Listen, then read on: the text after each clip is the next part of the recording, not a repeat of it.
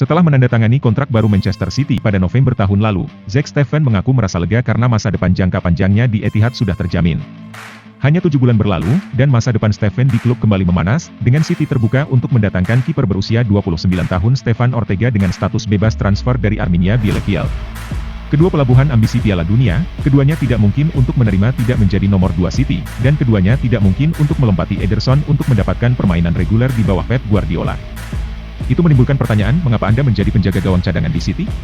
Ada banyak hal positif untuk mempertahankan Steffen, dan tidak ada jaminan dia akan pergi jika Ortega tiba.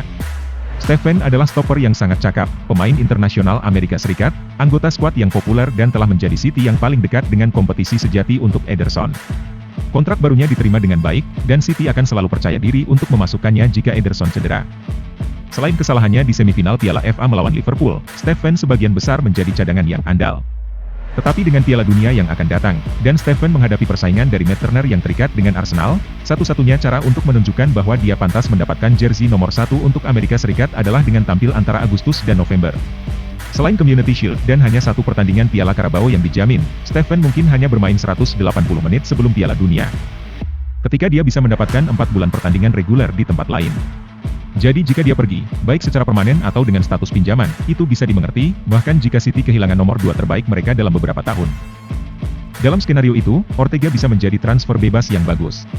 Tidak ada kiper yang membuat lebih banyak penyelamatan daripada dia di Bundesliga musim lalu, dan dia masih bisa masuk skuad Piala Dunia Jerman, meskipun tidak akan menjadi nomor 1, atau bahkan nomor 2.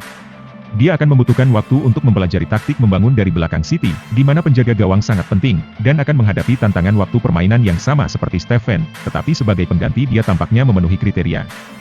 Namun, secara umum, ini adalah situasi yang menyoroti kesulitan membuat semua orang senang dalam posisi yang didominasi oleh satu pemain, serta menjaga agar Ederson tetap tertantang.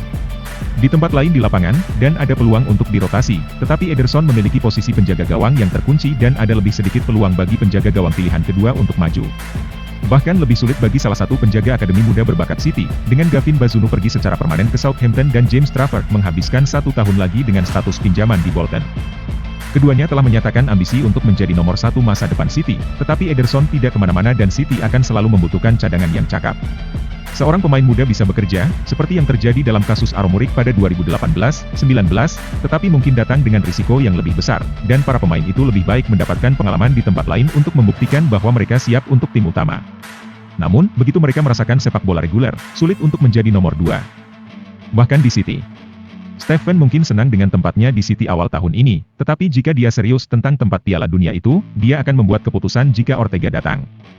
Bagi City, mengganti kiper pilihan kedua bisa dibilang tugas yang cukup mudah. Namun, minat mereka pada Ortega hampir tidak memberitahu Ederson bahwa tempatnya sendiri berada di bawah ancaman, dan menunjukkan kepada setiap pemain muda atau calon penandatanganan bahwa peluang sepak bola reguler sangat tipis.